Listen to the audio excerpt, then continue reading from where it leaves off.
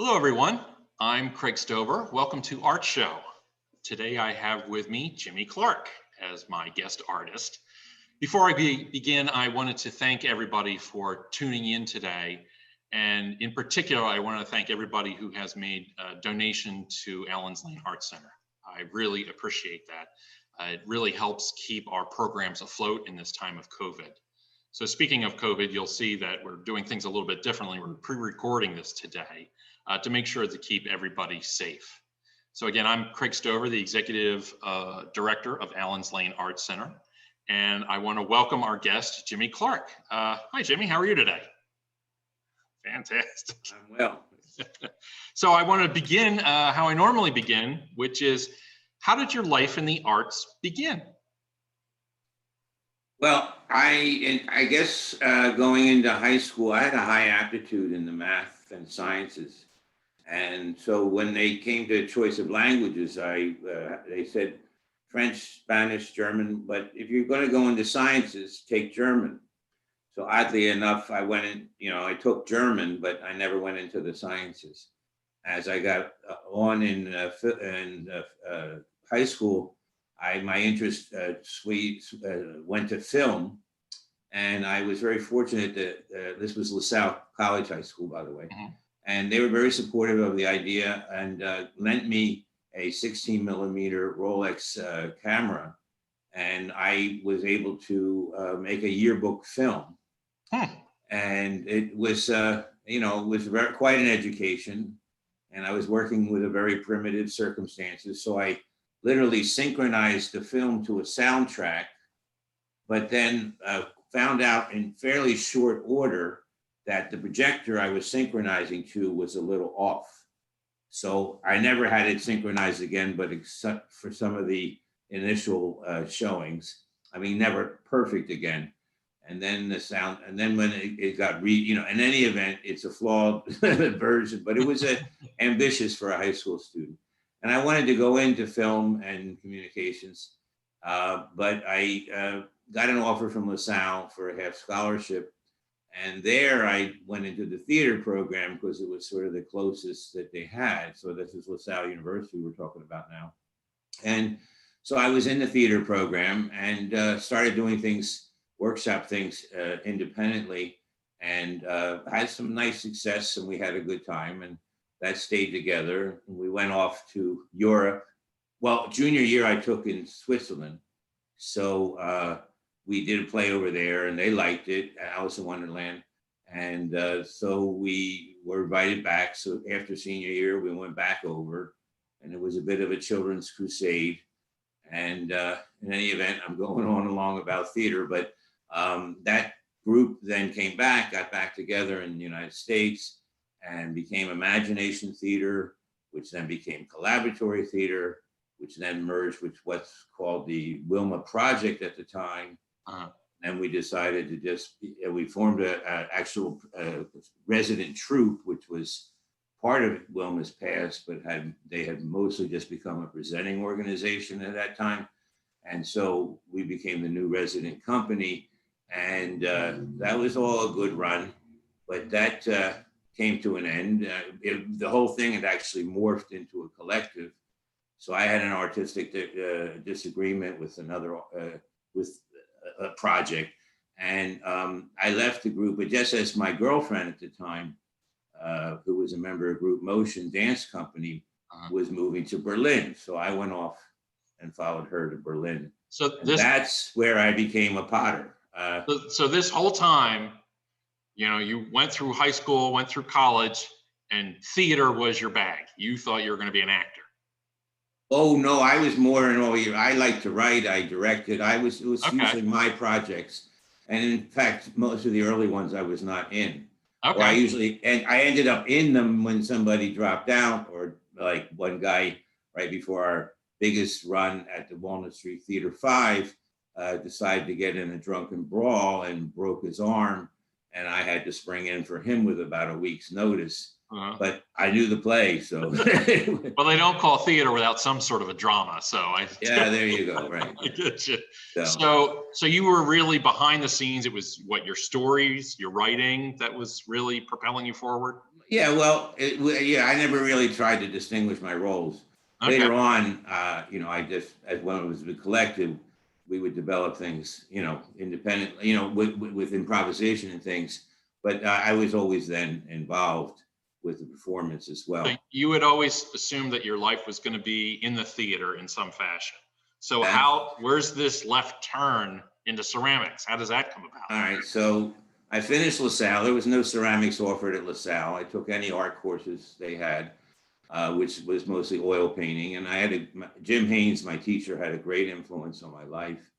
And so I, got interested in the arts. And I always was curious about ceramics. And I decided after graduating, I should do it. And I got involved at the Germantown YWCA, which is now closed, which is the women's Y, but they had a strong ceramic program open to anybody. And I started working there with Vicki Gold, my teacher, who's still around. And I thought I was going to learn to throw on the wheel. I thought that's what pottery was all about. She said, that's fine, but we recommend you start out with hand building because you'll get quicker results. You'll start to understand the material. And the wheel can be very frustrating until you actually achieve it. So I said, fine, you're the teacher. And I started off with pinching, which is often the first thing you show to beginners. And then behind me here, you can see if you get stuck on the first lesson, what happens. You just keep doing it for 4 years and it gets bigger. That's and a you good keep lesson. trying to, huh? That's a good lesson. Yeah. So anyway, yeah, so I went on, I learned everything else, but including the wheel. And then I finally, I made a jar with a lid on it. And I said, okay, I feel like I've done all I want to with this contraption.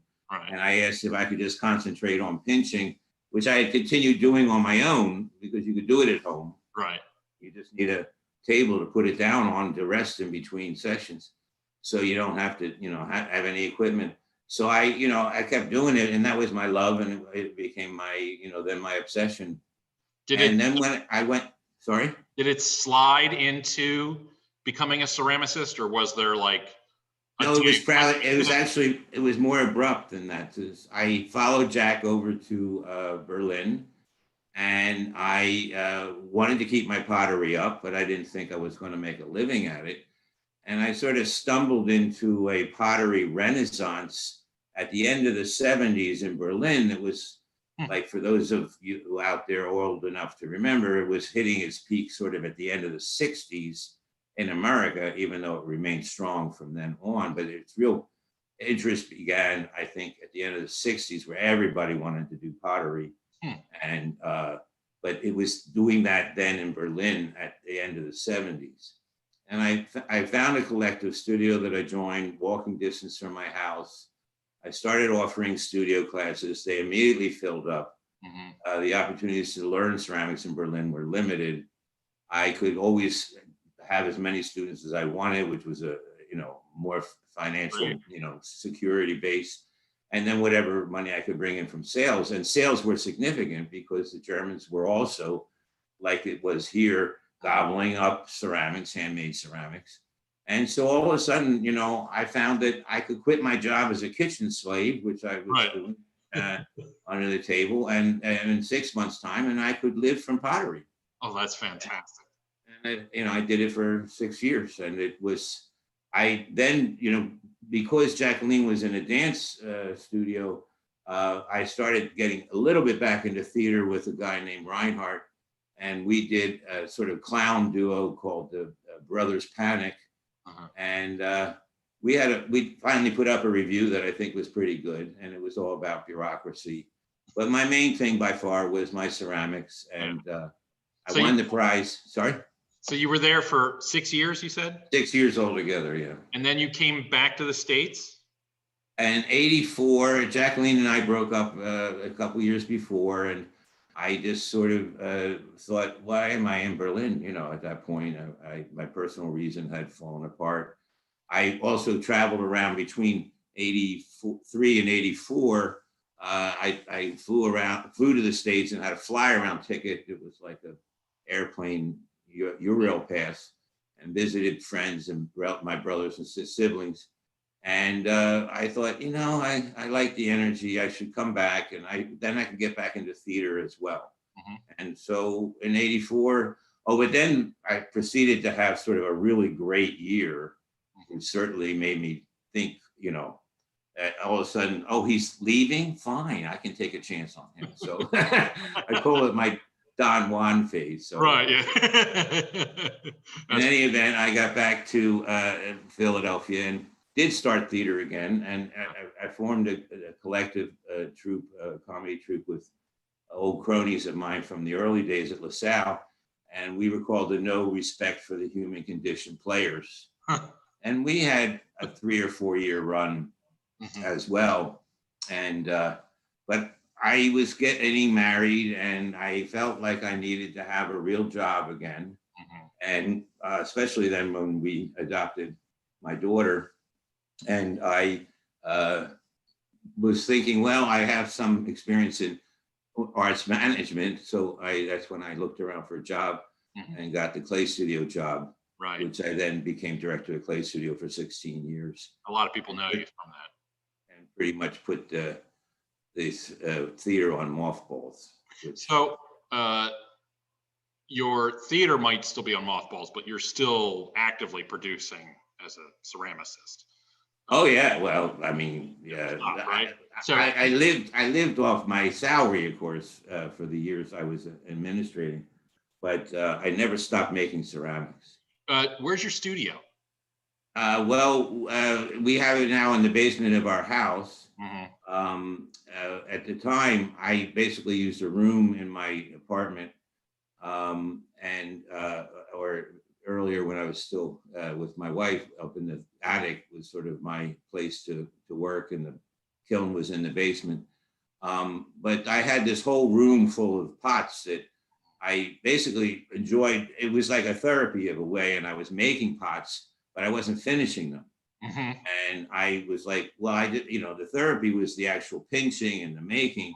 So I thought I better get an exhibition. So I finished some of this stuff up, and I then had been at the clay studio then, I guess, already 7, 8 years. And I asked the gallery committee under, threat that I would like to have an exhibition. No, they were quite gracious and gave me a solo exhibition. And then I started to get more serious about my ceramic career as well, and showed at Snyderman Gallery, where you used to work, and where we met, right, and other places around the city. So is your studio still in your home? Yeah, we actually have moved several times, or I've moved several times, but yeah, this last house that I moved into with my wife, Angela Clarner, who is also a ceramic artist, and we share the basement of this house, which was one of the reasons we picked this house. It was large, spacious, mostly dry, so it became where we now continue to work. Do you ever have guests over? Can people come and see your studio, or is that more of a private? Oh no, we're quite open, and still are, as much as people. We follow COVID procedures, but if anybody would like to visit, we certainly would love to do that. Many times my last gallery that I showed with in Philadelphia was Rosenfeld, and he retired and moved off to Florida. So basically, most of what I've done has been out of my house. Well, and I bring this up because I'm always trying to encourage people that if they meet an artist, to find a way to get invited to come to see their studio, reach out to them. So if people do want to see your work, say they want to come to your studio and look at work, how do they get in touch with you? Is it just through an email or? Well, you want me just to say these? I can say them. My email is jimmy6732 at verizon.net. Great. And please contact me with that. I'd be happy to arrange for you to come. And we've had people, and we wear masks and we keep our distance. We normally, though, have a big open house at the beginning of December every year. And we really miss not being able to do that this year. It was always like, I work my tail. I love to cook. That's a big sideline of mine. So I spend the whole day before cooking, and we put out this spread that I think most people have enjoyed. And you know, I couldn't do any of that this year. Yeah. Well, there are so many people that I find that are hesitant to even reach out to an artist that they like because they fear that it's not the right way, or they should just go through a gallery, or they don't want to disturb the artist. So I'm always encouraging people, yes, contact the artist. It doesn't hurt to at least reach out. So Yeah, I mean, I now have work at Gravers Lane Gallery in Chestnut Hill, which is on Germantown Avenue, just a few storefronts north of Gravers Lane.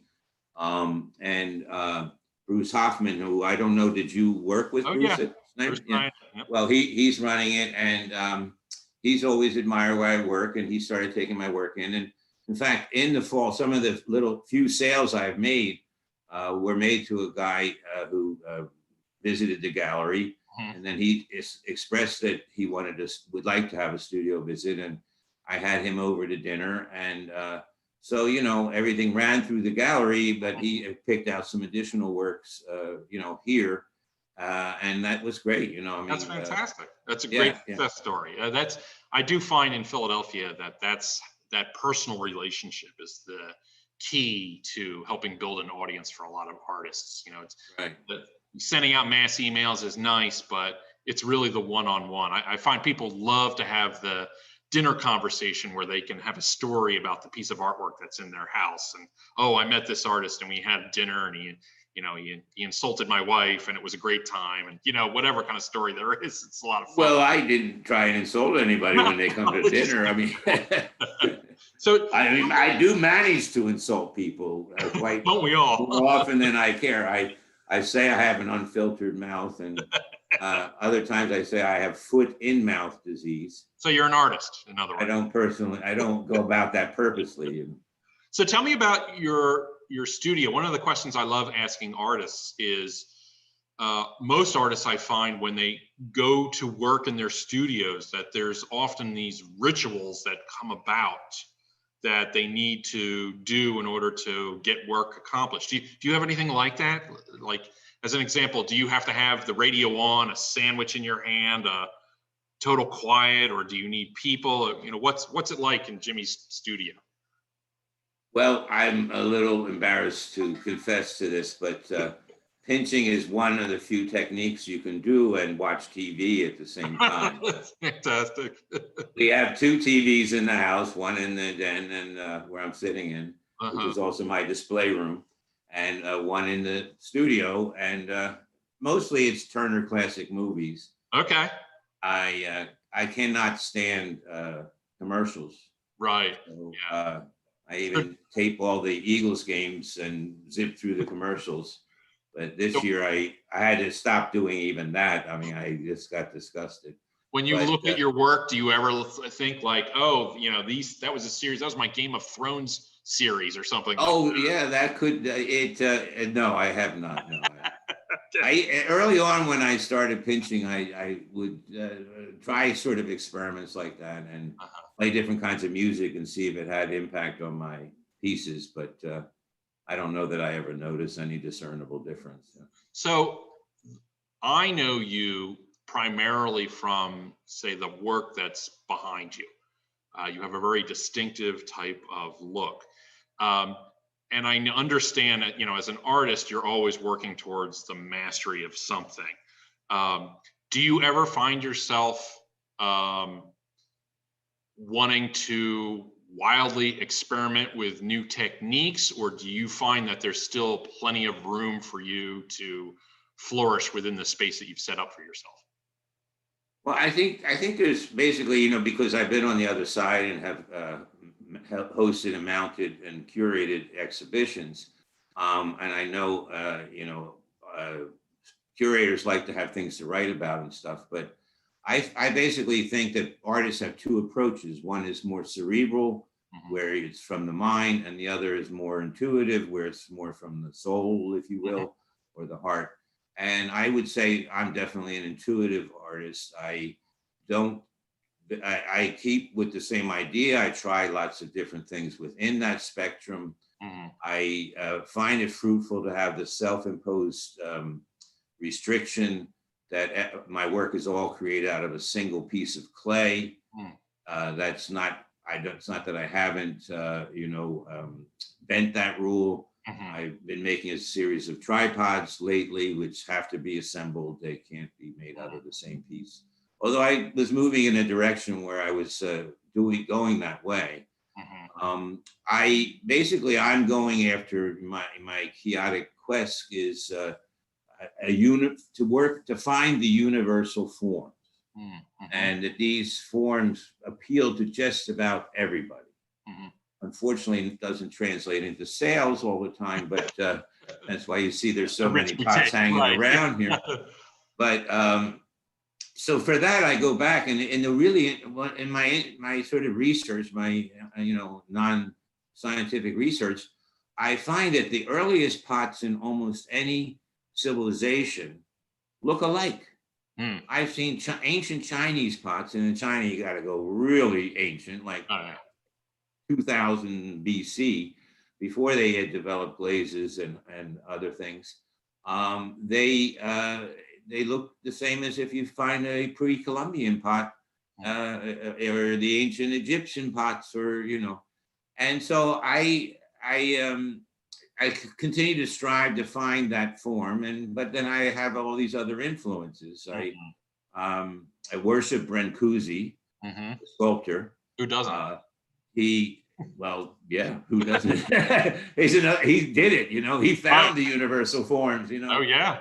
I don't know anybody who doesn't like, but again, he was undiscovered for the most part in his life, and died, I guess not in poverty, but certainly not well off. Right. And then I, treat my surfaces a lot with the idea, at least from Jackson Pollock, of sort of a spontaneous surface, which in my case is not under total control because I fire my pieces in sawdust. Right. And how they're smoked and how the things alter are ultimately out of my control, although I do things to influence them before I start. But I like that. I like that at the final, process, which is the firing, I'm not in total control. Yeah. It's strange because I can be quite a control freak, but well, to be able to control the happy accidents is both in control and out of control at the same time. So I guess you could say that, right? Yeah. So before we go any further, just to sort of keep us limber in this conversation, I've got a lightning round for you. Right. Okay, so these are just either or statements, so you just get to pick one or the other. Okay. Just a way to loosen you up a little bit. So I'm going to begin the lightning round. Question one: steak or salad? Oh, steak. Coffee or tea? I like steak with salad, actually. Okay. I like pie, salad. You gotta stick with your first answer. All right. Okay, coffee or tea? Coffee. Fantastic. I like tea. Okay. Wood fire or electric kiln? Wood fire. Fantastic. The Guggenheim or the Met? Met. Dogs or cats? Got one of each. They might hear. One of each, that's it. Form or function? The cat's right here. I can't say the dog. What do you owe him, money or something? Form or function? Form. Fantastic. My things, I'd say I make dysfunctional pottery. Cake or pie? Pie. Big party or small gathering? I like both. What do you mean? All right, a big party, I guess. Okay. And then last one, TV or exercise? Fortunately, TV. That's good. Yeah, you already leaked that one out earlier. Yeah. So thank you for participating in the lightning round.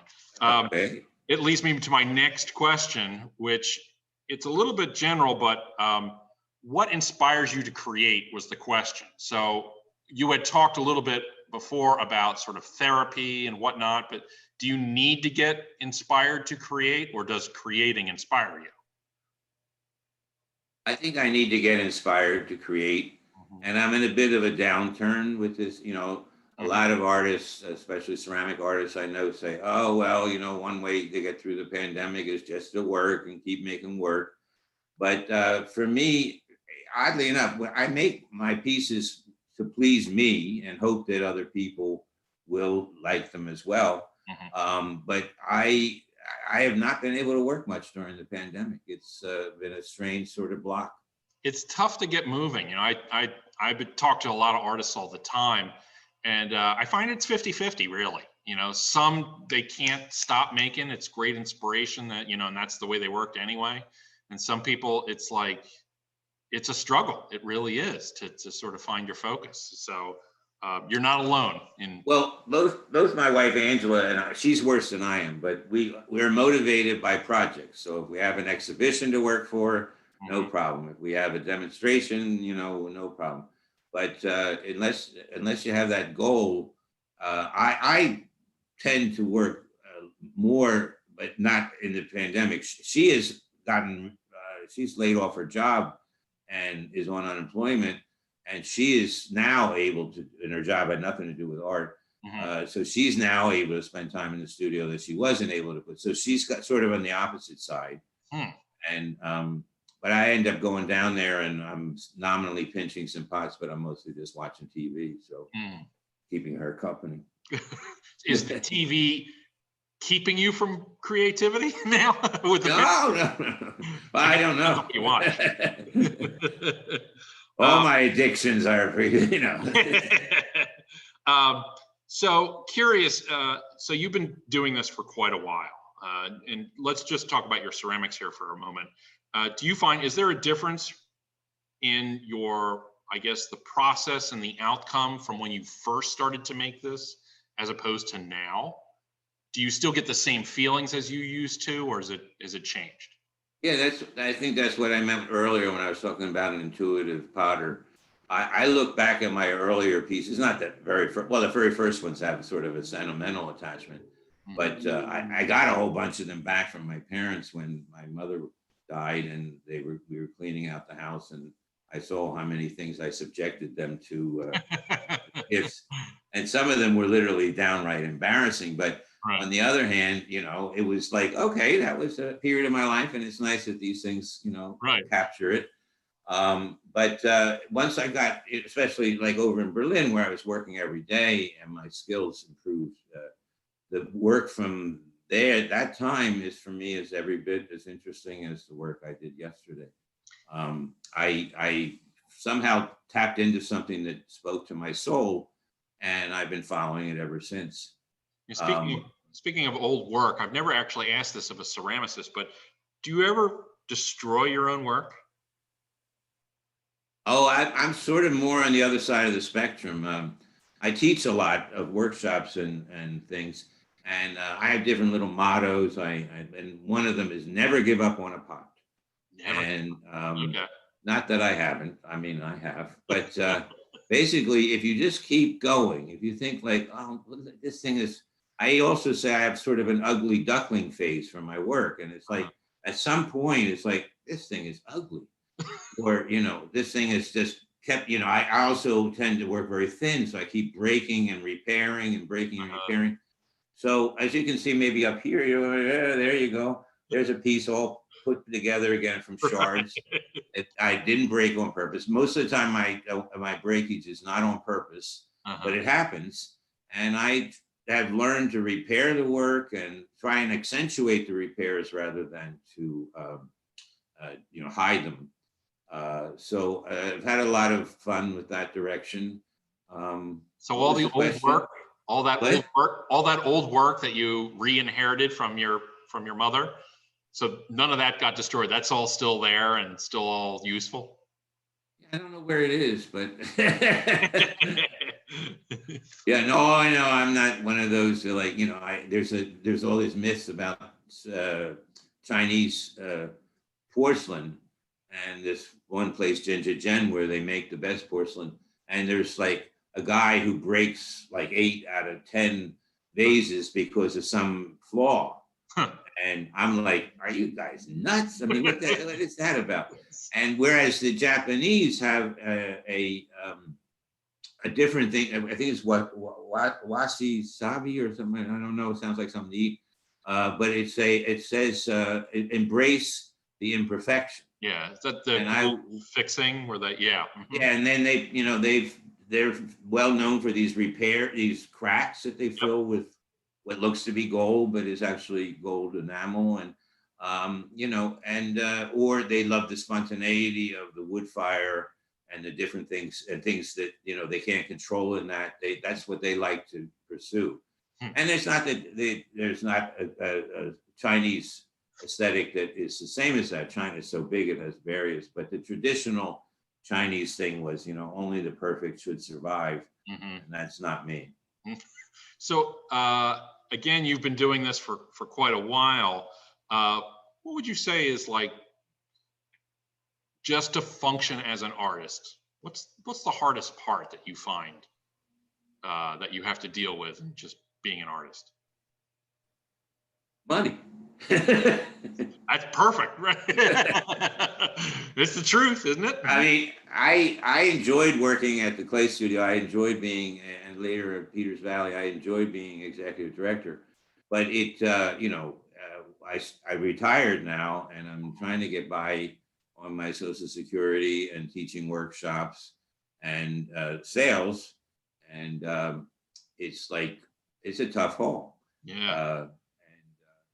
Basically, it'd be so much nicer if I didn't have to worry about that. In fact, most nicely, if people would be buying this stuff, which I have not been able to produce. But if it was like I was a trust fund kid, I'd be okay with that too, or win the lottery. Well, let's play devil's advocate here for a second. If suddenly you did have unlimited resources, my question is you may be able to make more work, but do you think it would change your work? If I had more money at my disposal, well, maybe I'm sounding like a Republican here. I'm answering a different question. But if I had more money at my disposal, I would use it to get my stuff out there. I mean, you can get yourself exhibitions at places if you have the means to do it. And I would just that's what I would use the extra money for. Marketing. I would not change anything. I mean, I haven't changed much in 40 years. Why would Right. I mean, I have changed in many ways, and I've taken on different challenges. I did a project which is on YouTube called The Mysterious Tomb of Hackab the Potter. And I was invited to make use of this very tiny space, not available to the public, but just off the ceramic studio at Hunter College in Manhattan. And I was like, oh, Manhattan, So I wanted that opportunity, but also the space suggested to me something that I wanted to do, which is to recreate a tomb. And so it's called The Mysterious Tomb of Hackab the Potter. It's on YouTube. Okay. It could use a few more views. Okay. Direction traffic. I think the key word to remember is Hackab. If you put Hackab in there, it'll come up as some of different choices, but you'll recognize if you then remember the full title, The Mysterious Tomb of. Right. And so I completely covered the walls and the pedestals with sand and made, tried to recreate an ancient tomb, made up a whole sort of story about it, and then took my pots and put them into this setting. And tried to work things with lighting and sound, and well, we had these Mongolian monks chanting, which was very, I don't know if you've heard it, but it was number one last week. Right. But anyway, all the rage. They were droning on, and the lights. I had these motion detector lights that only came on when you came near them, and they lit up different pots. And for me, it was great, and it was also sort of an ability to get my theater and stuff involved. Yeah. And because it was a sort of theatrical setting, so that was a lot of fun, and I would certainly like to pursue that. My dream would be to do something at the at the Penn University Museum. Yeah. which that would be a dream come true. Well, For you me. never know what's going to happen in the future. So, And well, I mean, I hope somebody from that university is, tuning in and ready to offer me. good word. Yeah.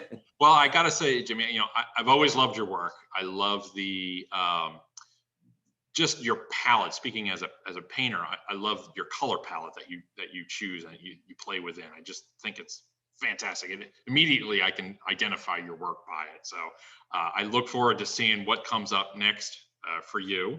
I will encourage everybody to go see the video and then also reach out to Jimmy to arrange for those one-on-one meetings once COVID sort of subsides a little bit. But I want to thank you for coming here today and talking with me, Jimmy. I think it was a real pleasure. And I have another 20 questions for you. So maybe we'll do a part 2 of this. Really great. And hopefully we can maybe get you to come do some workshops at the center soon. Well, I've worked at Allen's Lane, and I am very happy to be back there again. I love the organization, and as you know, I put my toe back in the theatrical world and did a show at Allen's Lane, and we'll get you once we get your. I realized that and there I was just being a performer, and I realized I like doing my own stuff. I don't like doing other people's stuff. So. Well, I'll also make a point to stop by Graver's Lane and ask Bruce to see your new work too. So I encourage everybody to do that. Yeah, I'm glad you mentioned. I was hoping to get that in again. That my work is readily accessible and available, and Graver's Lane is, keeping a number of people down visiting at any one time, but they are having regular gallery hours. So my work, it's only a few pieces, but it is accessible to be seen there. Fantastic. Well, again, thank you again, Jimmy, for agreeing to be in the hot seat today. We really appreciate it. Well, thank you very much for having me. And I also want to thank, again, a big thank you to everybody who not only logged in this evening, but for those people who made donations to support Allen's Lane. Even a small donation really goes a long way. So again, thank you and have a wonderful rest of the week. Thank you again. Take care.